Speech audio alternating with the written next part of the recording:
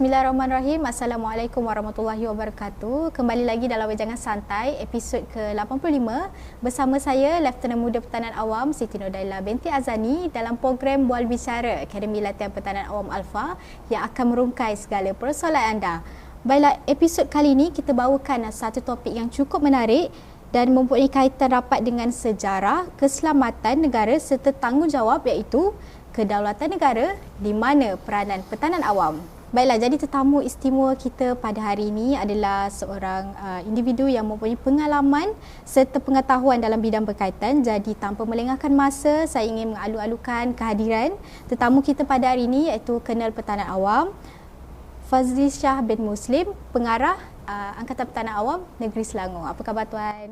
Khabar baik, Alhamdulillah. Terima kasih Tuan kerana sudi meluangkan masa bersama tim Wejangan pada hari ini.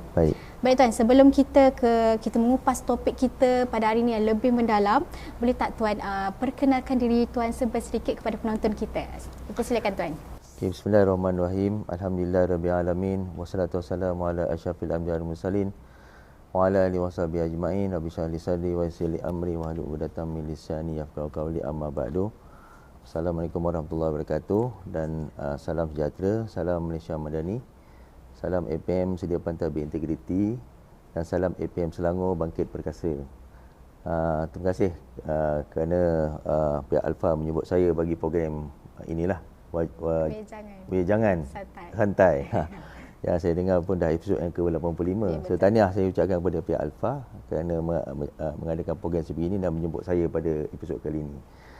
Baik, bercerita tentang sikit sebanyak pengenalan diri saya lah.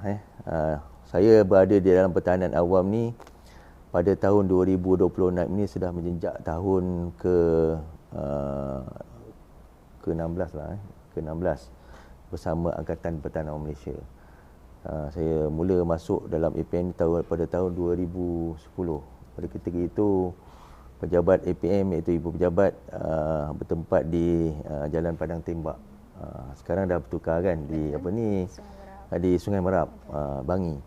Dan tempat ataupun pejabat pertama yang saya mula-mula ditempatkan pada ketika itu adalah di bahagian dasar. Dasar dan penyelarasan di Ibu Pejabat selama beberapa tahun. Kemudian saya ditukarkan pula ke bahagian pengurusan bencana dan operasi. Kemudian melalui beberapa proses dan akhirnya saya ditempatkan pula di bahagian pengurusan angkatan Ibu Pejabat beberapa tahun juga. Dan kemudian saya diletakkan ataupun diberikan amanah yang lebih besar lah, dilantik ataupun ditukarkan sebagai Pengarah Negeri Pertahanan Awam Negeri Sembilan. Yang tu saya letak saya tahun-tahun sebelum kita menghadapi COVID-19. Dan selepas daripada itu saya ditarik semula bertugas di Ibu Pejabat di bahagian pengurusan latihan. Dan akhirnya pada tahun lepas, pada tahun 2025, penghujung tahun lepas, saya ditukarkan lagi sehingga sekarang sebagai Pengarah Pertahanan Awam Negeri Selangor. Itu sedikit sebanyaklah tentang latar belakang saya bersama dengan APM. Terima kasih Tuan. 16 tahun Tuan. Ya. Tempoh yang agak panjang, macam-macam pengalaman yang Tuan boleh kongsikan kepada kita hari ini. Baik Tuan, kita mulakan perkongsian kita hari ini atau kita borak-borak santai lah hari ini dengan satu peristiwa yang cukup signifikan dalam sejarah keselamatan negara. Jadi bila kita sebut pasal Alat Datu, kita mesti teringat satu peristiwa pencerobohan bersenjata yang berlaku pada tahun 2013, iaitu di Sabah. Dan pada ketika itu APM juga terlibat, tapi pada ketika itu kita tak panggil APM. Pada ketika itu kita JPAM, betul Tuan? Okey. Dan saya juga dimaklumkan Tuan turut sama atau turut terlibat dalam Ops Lahad Datu. Okey, apakah atau apa yang Tuan boleh kongsikan tentang situasi dan juga keadaan ketika itu, ketika berlakunya peristiwa tersebut? Mungkin daripada awal sehingga pelibatan kita. Silakan Tuan. Baik. Terima kasih kerana bertanya soalan yang saya fikir satu soalan yang penting. Kita menyelusuri sejarah APM. Siapa sangka pada keadaan negara kita yang tenang, tanpa ada konflik di dalaman atau sebagainya. Kita disergah oleh satu peristiwa yang saya fikir agak signifikan, yang memberi turning point bukan hanya kepada kerajaan, kepada APM khususnya, dan kepada masyarakat di luar sana, iaitu pencerobohan penganas lah, pasukan bersenjata daripada Filipina memasuki perairan Sabah, lebih khusus adalah di Datu. Dan bercerita tentang perkara itu, pada ketika itu saya ingat lagi saya ditugaskan ataupun saya ditempatkan di bahagian pengurusan bencana dan operasi. Dan apabila kita peringkat awal kita mendengarlah sebelum berlakunya peristiwa yang lebih dalam, kita mendengar tentang kejadian insiden tembakan lah yang melibatkan pasukan keselamatan kita, pihak polis. Dan apabila perkara itu terjadi, kita faham bahawa mereka ini datang menceroboh ke negara kita dan sudah tentu akan melibatkan orang awam. Dan apabila melibatkan orang awam, datang satu perasaan dalam diri saya pada ketika itu bahawa ini tidak lain tidak bukan kena ada melibatkan APM. Sebab kita memang menjaga orang awam. Dan yang lebih menarik lagi, kita menjaga orang awam itu kita terkait dengan kita punya Akta 221. Dan apabila kita dengar berkaitan insiden tembakan melibatkan pihak polis,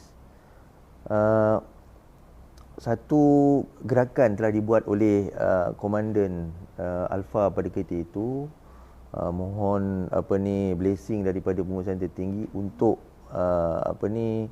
melaksanakan operasi. Dan saya yakinlah pada ketika itu pihak APM atau JPAM Sabah pada kita pun melaksanakan operasi di sana secara responsif berkaitan dengan insiden berkenaan, dan penyelarasan telah pun mula dibuat oleh pihak JPAM Sabah atau APM Sabah pada ketika itu.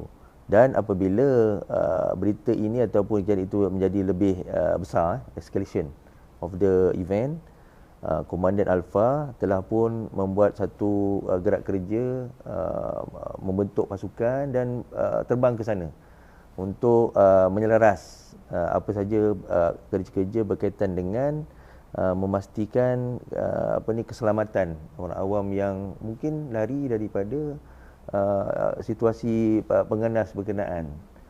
Dan saya sendiri pada ketika itu bersama pengarah bencana operasi pada ketika itu, iaitu Tuan Yusof, kita telah berbincang di peringkat bahagian pengurusan bencana operasi, dan kita telah buat keputusan untuk turut serta dalam program ini ataupun respon ini.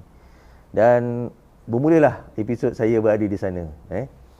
Saya ingat lagi, kalau saya pada penghujung bulan Februari kita bergerak ke sana dan melaporkan diri kepada Komando Operasi APM pada itu, iaitu Tuan Wahab, dan beliau telah pun memberikan penugasan kepada pegawai yang hadir untuk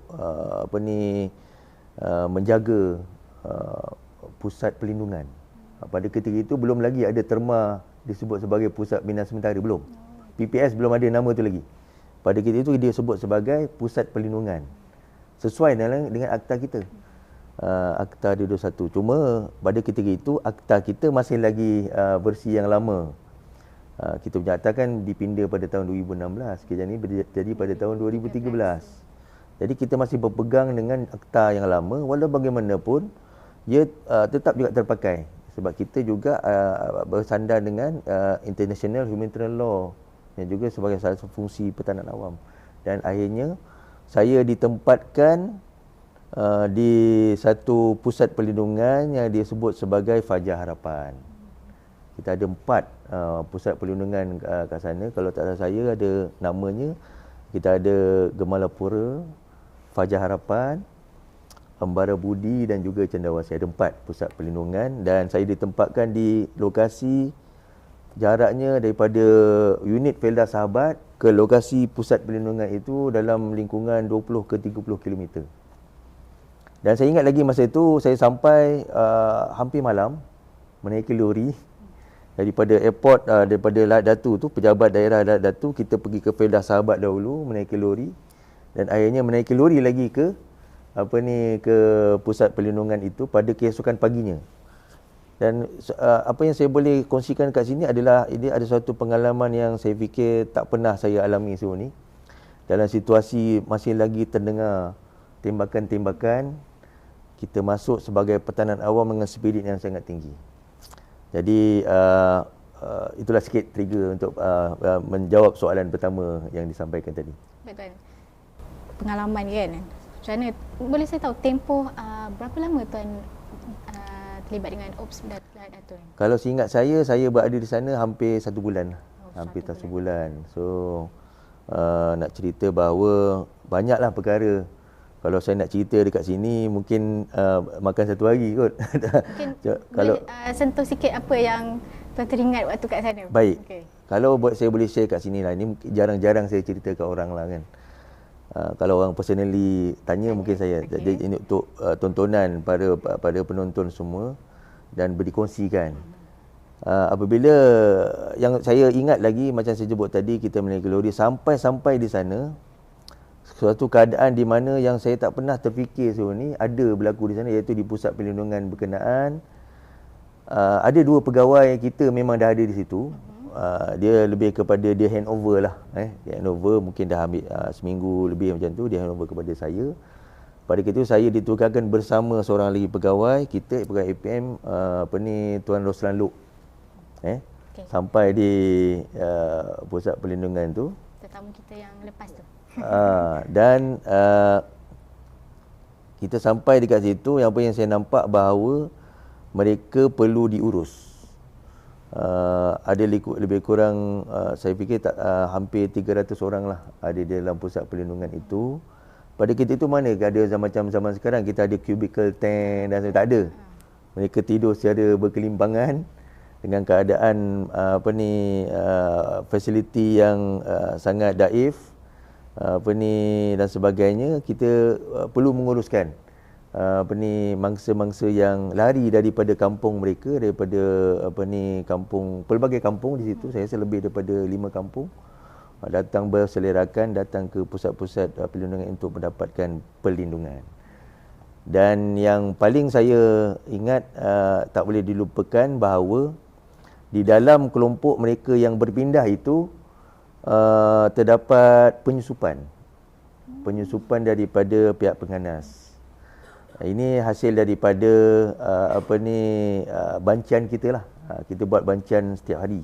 Setiap hari kita buat bancian. Mereka-mereka yang ada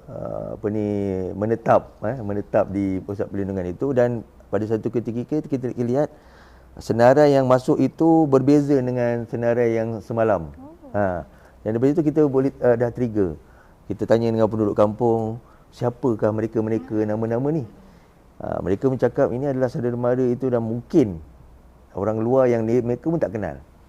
Jadi daripada situ kita buat kontak dengan komandan, dan pihak komandan di Feldah Sahabat menghubungi pihak polis, dan daripada situ kita dapat tahu bahawa ada penyusupan dan akhirnya mereka telah ditangkap. Itu adalah perkara yang saya rasa sangat mendebarkan, sebab kita tidur di sana di kaki-kaki 5 je. Kemudian yang tidak begitu lengkap. Dan masa yang sama kita juga mempunyai kalau cakap APM tu jaket kalis peluru kita lah. Tapi sebenarnya jaket kalis peluru kita pada ketika itu adalah t-shirt oranye pertahanan awam. T-shirt oranye yang kita pakai sekarang ni, itulah kita punya jaket kalis peluru. Maksudnya kita memang menyerahkan diri, berkorban demi negara untuk menjaga penduduk kampung atau penduduk yang terkesan kena pencerobohan ini demi negara, tanpa mengira keselamatan diri kita pada ketika itu. Itu yang paling penting. Itulah tugas saya. Ya. Baik, maknanya tuan dah sentuh sikit tadi, tuan dah sentuh tentang pengalaman tuan. Jadi tuan juga sentuh pasal penglibatan kita pada kita. Baiklah, soalan saya seterusnya tuan. Okay, dari segi pengalaman tuan, apakah pengajaran yang kita boleh ambil dari sudut keselamatan dan juga kesiapsiagaan negara bagi peristiwa ni? Baik, saya fikir insiden ni macam saya sebut awal tadi adalah satu turning point kepada kerajaan, kepada APM dan kepada masyarakat. Apabila kita sebut tentang keselamatan negara, itu satu tajuk yang luas. Dan penduduk Malaysia rata-rata saya fikir agak selesa dengan keadaan sekarang. Maksud saya macam mana, iaitu masyarakat Malaysia sekarang ni tidak fikir langsung bahawa negara kita akan menghadapi insiden-insiden yang seumpama tadi. Kan? Contoh ada serangan, ada pencerobohan dan konflik antara kaum, antara agama dan sebagainya. Benda tu mungkin dah berlalu, dah lepas. Mungkin yang paling sebelum-sebelum ini pada ketika konfrontasi dengan kerajaan Indonesia mungkin ataupun sebelum itu lagi pada ketika perang dunia kedua dengan pihak Jepun ataupun kependudukan komunis. Itu adalah satu perkara-perkara yang besar pada kita yang menuntut masyarakat kita ambil tahu berkaitan dengan keselamatan. Cuma masa berlalu dan perkara ini semakin dilupakan. Dan kata-kata saya lihat mungkin masyarakat kita yakin dengan kita punya pertahanan negara dan ada segelintir yang mempunyai sikap sambil lewa, orang cakap selesa lah, complacent lah dengan keadaan aman damai ni kan. Jadi kurangnya kesedaran tentang perkara keselamatan. Jadi insiden ini telah memberi pengajaran kepada kita bahawa walaupun dalam keadaan aman sekalipun, kita masih lagi perlu mempunyai sikap berjaga-jaga dengan keselamatan negara. Apa yang kita perlu buat? Kita sebagai contoh pertahanan awam, kita adalah agensi yang mempunyai peranan yang sangat orang cakap khusus dalam kita punya akta, menyatakan kita adalah agensi yang melindungi orang awam, menyediakan orang awam, memberikan mereka awareness tentang bencana baikkan pun peperangan.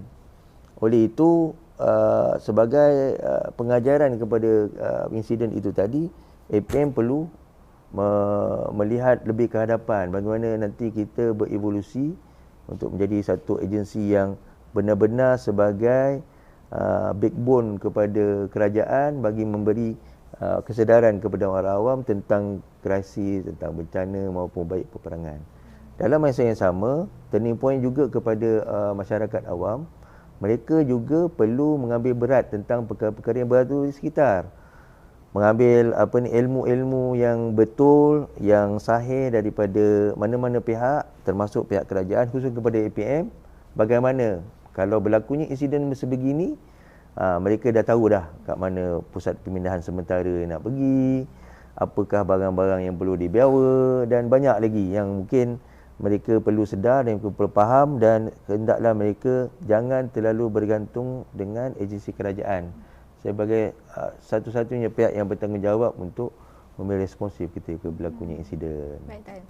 Okay, Tuan. Kadang-kadang bila kita sebut pasal pertahanan awam, Tuan, masyarakat ni dia lebih melihat kita ni dalam konteks operasi banjir ataupun menyelamat mangsa atau bantuan kecemasan. Tapi sebenarnya skop kita ni dia lebih luas. Tuan. Okey, apa boleh Tuan kongsikan pada kita, apakah sebenarnya peranan pertahanan awam ni dalam konteks keselamatan dan juga kedaulatan negara? Baik. Saya ada sentuh tadi sedikit tentang APM mempunyai satu akta yang mana satu akta yang penting dalam membentuk negara Malaysia pada tahun 50-an. Akta kita pada asal usulnya lahir pada tahun 1951 dan pertahanan awam lahir pada tahun 1952.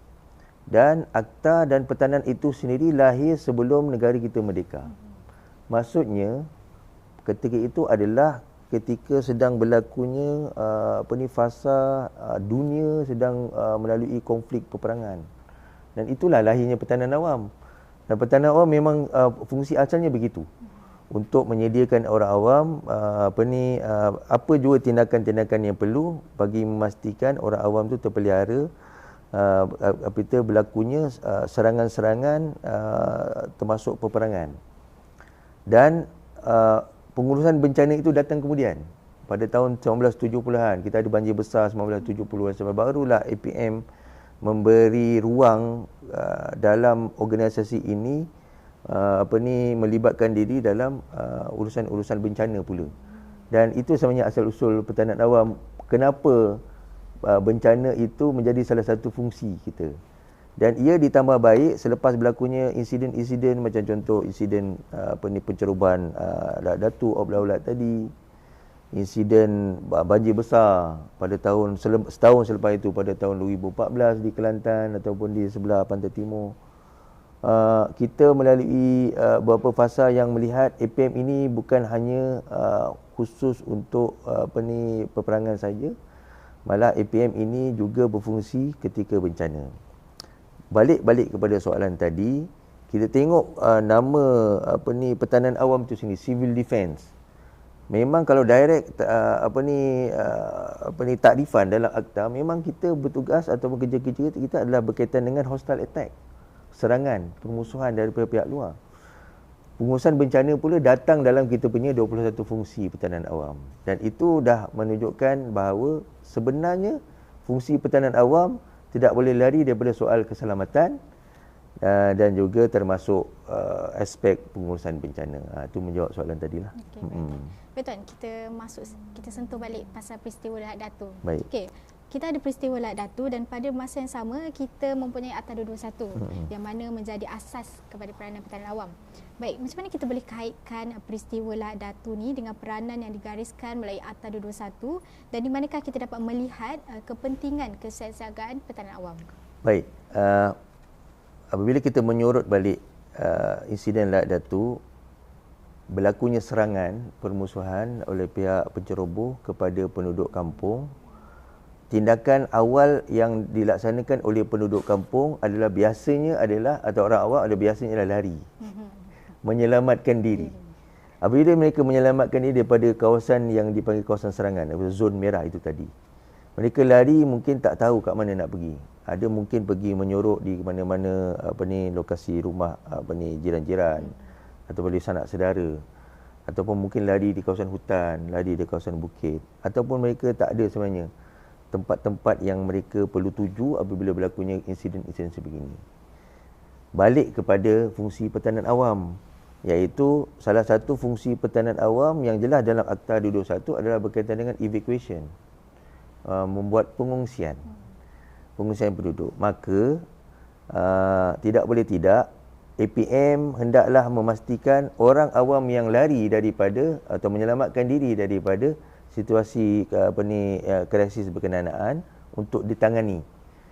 Bawa mereka daripada kawasan zon merah ke kawasan yang selamat dan tempatkan mereka di satu-satu tempat yang kita khaskan ataupun kita wujudkan kepada ketika insiden berkenaan. Dan mengambil konteks Lahad Datu adalah kita mewujudkan pusat perlindungan. Tapi kalau dalam konteks bencana, kita design pusat ataupun kita aturkan pusat pembinaan sementara. Itu adalah antara fungsi yang boleh kita relate dengan insiden Lahad Datu. Kemudian, selepas itu, mungkin ada yang cedera ketika kerja-kerja pemindahan ataupun mungkin ada yang cedera kerana serangan daripada pihak musuh. Datang kepada peranan yang kedua kita. Apakah itu? Adalah menyediakan perkhidmatan first aider. Responsif kan, first aid. Jadi itu adalah berkaitan dengan medik pula dan memang dia juga terkandung dalam fungsi pertahanan awam. Dah dua dah. Dan masuk pula apabila masyarakat ini masuk ke atau orang awam ini masuk kepada pusat perlindungan tadi, kita bagi buat pengurusan kepada pusat perlindungan.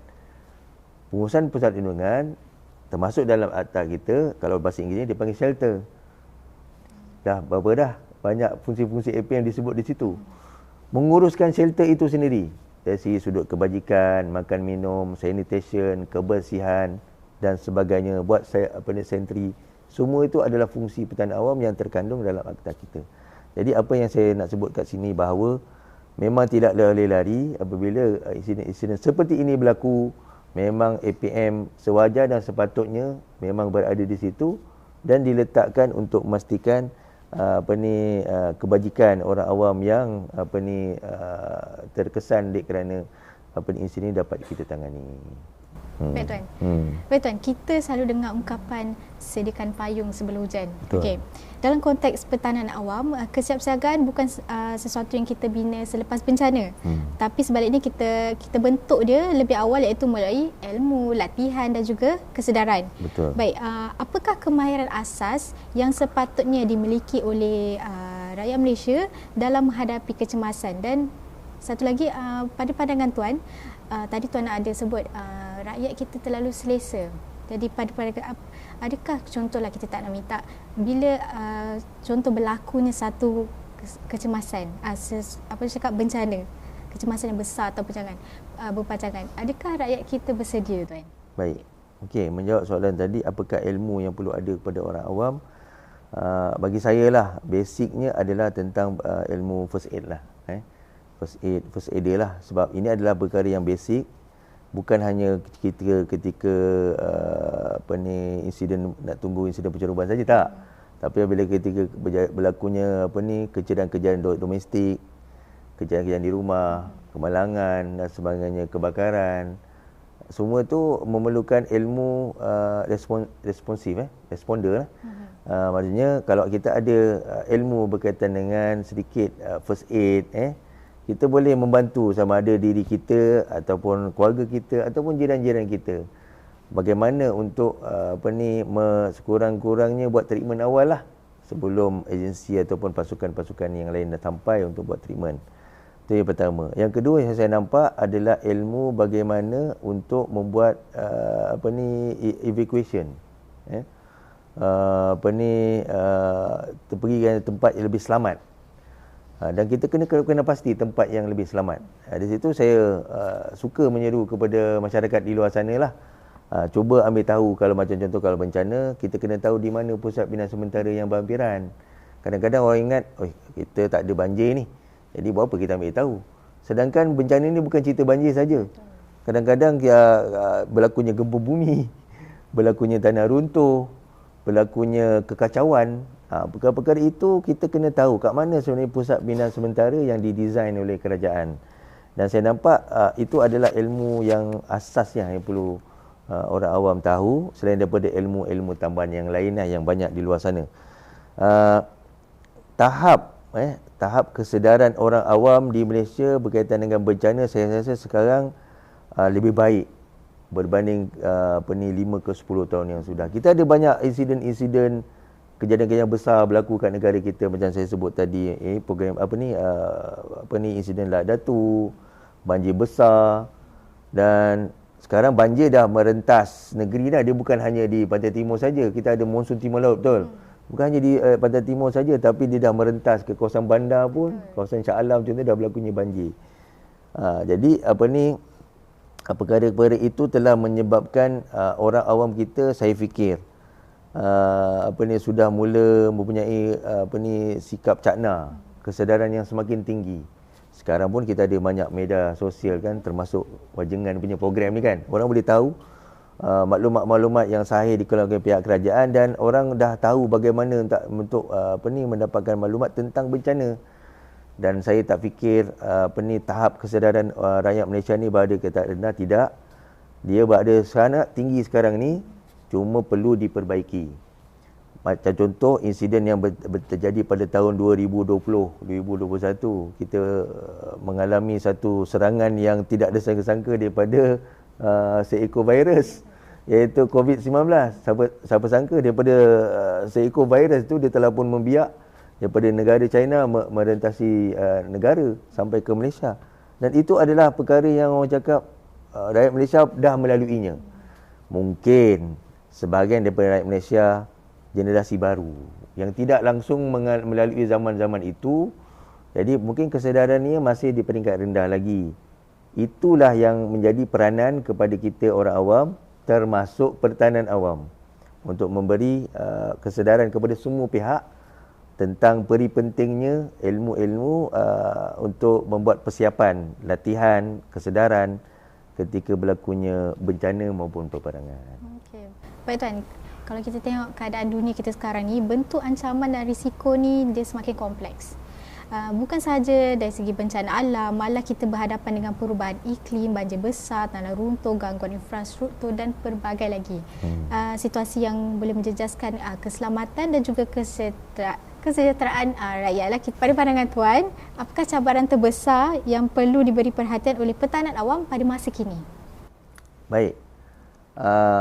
Kita faham tentang perkara yang disebutkan tadi, climate change, perubahan iklim, perubahan geopolitik, ketegangan-ketegangan antara puak-puak tertentu dan sebagainya. Dan ini telah pun merentas sempadan. Siapa sangka macam contoh baru-baru ni terjadinya konflik antara negara besar di Timur Tengah, melibatkan pihak Amerika Syarikat dan Iran dan sebagainya, dan pihak Israel. Dan itu telah pun bukan hanya berlaku risiko itu bukan hanya sekadar di kawasan Timur Tengah saja, tidak. Dia telah pun menjangkiti sehingga ke negara kita sini. Contoh, cabaran itu menyebabkan orang awam atau sekarang ni mengalami tekanan terkait dengan ekonomi. Dan itu mungkin telah pun sikit sebanyak mempengaruhi geopolitik negara kita. Tindakan-tindakan yang dibuat sebelum ni secara normal menjadi tidak normal, dan ia mungkin membantu kepada peningkatan konflik, bukan hanya antara masyarakat, tapi mungkin antara masyarakat dan kerajaan. Dan dia bukannya terpakai kepada semua pihak, mungkin hanya segelintir kecil yang ingin menunjukkan mereka memerlukan perhatian dan mengharapkan mereka diberi perhatian. Akhirnya konflik-konflik itu berlaku. Dan apabila dia mencetuskan sesuatu konflik yang sehingga menyebabkan rusuhan, menyebabkan demonstrasi, itu adalah satu perkara yang APM perlu memberi perhatian tentang bagaimana kita mempersiapkan diri kita, petanan awam, baik pegawai tetap kita, anggota sukarela kita maupun kita punya wing civil defence auxiliary kita, untuk lebih meningkatkan ilmu pengetahuan kita, meningkatkan exercise kita, bagaimana kita dalam pasukan kita boleh memberi tindak balas yang lebih baik apabila insiden-insiden seperti itu berlaku. Dan kita jangan berhenti di situ. Kita hendaklah meningkatkan keupayaan logistik kita, keupayaan infrastruktur kita. Macam contoh kalau kita sebut negara-negara, mungkin negara yang biasa kena berlakunya konflik, peperangan dan sebagainya, mereka ada mempunyai shelter yang duifungsi. Shelter berkaitan dengan peperangan pun shelter tentang bencana pun boleh juga nak pakai. Jadi ini mungkin perkara yang mungkin petanan awam perlu lihat lebih mendalam untuk kita explore perkara ini. Selain daripada itu, penggunaan siren, public warning system. APM memang dalam kita punya akta ada terkandung tentang kita sendiri yang sepatutnya menyelenggara, menguruskan penggunaan public warning system, dan apabila diperlukan kita hendaklah bunyikan. Dan itu saya fikir ada satu perkara yang perlu kita perhebatkan, perluaskan. Dan ini perlu tindakan yang inklusif, bukan hanya di kalangan petanan awam saja, tapi hendaklah melibatkan agensi-agensi kerajaan dan pihak stakeholder kita. Perlu faham, perlu akur tentang kepentingan penyediaan logistik, infra dan human resource yang lebih baik untuk petanan awam, sebab kita ke arah untuk preparedness. Kita tak nak nanti jika berlakunya insiden contoh tadi, insiden Lak Datu, siapa sangka tiba-tiba masuk kat perairan kita, akan datang mungkin benda tu boleh berlaku. Jadi kalau preparedness yang akan datang, yang mungkin akan datang, pihak penceroboh atau pihak-pihak yang tidak bertanggungjawab ini mempunyai keupayaan teknologi yang lebih tinggi, persenjataan yang lebih hebat. Dia tahu kat mana lokasi-lokasi yang loophole di kawasan negara kita. Dan kalau kita tak bersedia daripada sekarang, saya fikir jika ketika perkara itu berlaku, ia sudah jadi nasi dah menjadi bubur. Kita boleh menanganinya, tapi kita pakai gunakan istilah hard way. Kita bukan pakai smart way. Jadi untuk smart way, saya cadangkan ataupun saya melihat potensi APM untuk lebih berkembang, bukan hanya sekadar pengurusan bencana saja, bukan sekadar untuk tindakan talian kecemasan 999 saja, tapi kita kena explore lebih dalam dan memang termaktub dalam akta kita berkaitan dengan pengurusan krisis dan juga pengurusan peperangan. Baik Tuan, kita tak boleh lari dengan satu persoalan tentang generasi muda. Sebab generasi muda ni dia cakap penerus kepimpinan, pembangunan sosial, budaya. Baiklah, kesiapsiagaan negara ni bukan hanya bergantung kepada agensi kerajaan Tuan, tetapi kita memerlukan penglibatan kepada seluruh masyarakat. Betul. Apakah bentuk latihan atau pendidikan pertahanan awam yang Tuan rasa perlu diperluaskan kepada masyarakat? Mungkin ada latihan yang kita dah sedia ada buat atau mungkin yang belum kita laksanakan, boleh Tuan kongsikan dengan kita. Baik. Saya suka mengambil contoh negara Jepun. Negara Jepun, dia antara negara yang orang cakap prone to disaster lah. Maknanya selalu sangat berlaku bencana. Kita sebut saja bencana apa? Gunung berapi, tsunami, gempa bumi dan macam-macam lah yang berlaku kat sana, dan kita kena belajar daripada mereka bagaimana mereka menyediakan masyarakat dia. Walau bagaimanapun, kualiti-kualiti berkenaan kita menyediakan masyarakat kita, negara kita pun sudah pun berlaku. Cuma kita kena perhebatkan lagi. Kenapa saya ambil contoh negara Jepun tadi adalah bagaimana mereka menyediakan masyarakat dia daripada peringkat bawah lagi. Daripada kalau kita sebut kat sini tadika lah. Budak-budak taska, tadika, sebelum sekolah, budak-budak prasekolah, budak-budak sekolah rendah, sekolah menengah dan sebagainya. Dan kita di Malaysia ini saya nampak APM memang telah pun melaksanakan apa kita panggil sebagai penumbuhan pasukan-pasukan di peringkat sekolah rendah lagi ataupun di peringkat tadika lagi. Kita ada program yang banyak.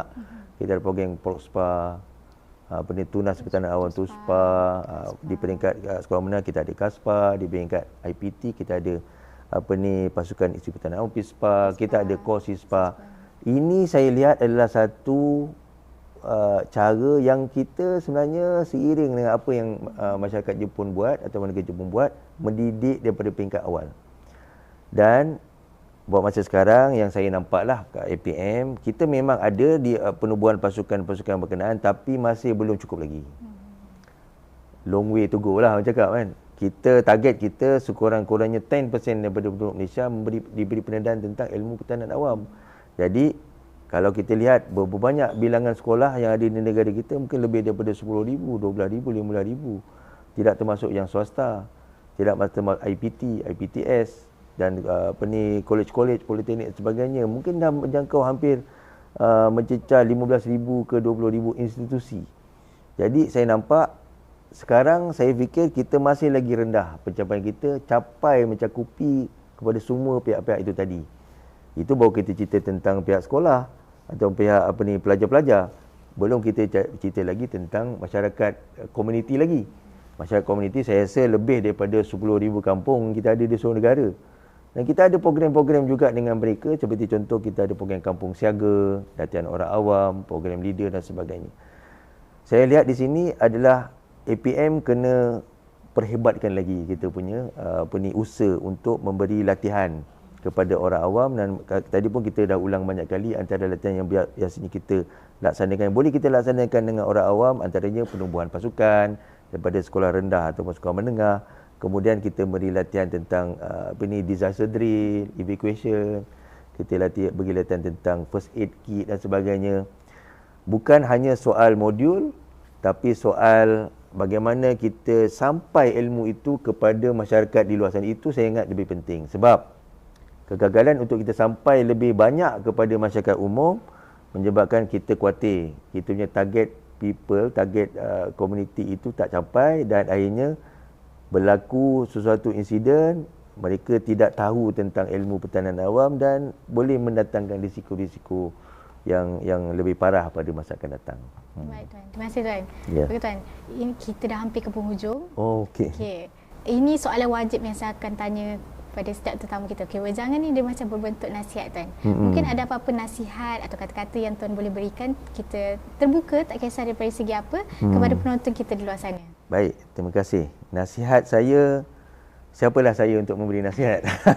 Tapi sedikit berdasarkan ilmu yang Allah bagi, sedikit pengalaman dan umur sebegini, saya fikir dalam konteks kita sebagai petanan awam maupun kita sebagai orang awam atau siapa saja, kita buat perkara sesuatu itu hendaklah kita buat secara ikhlas.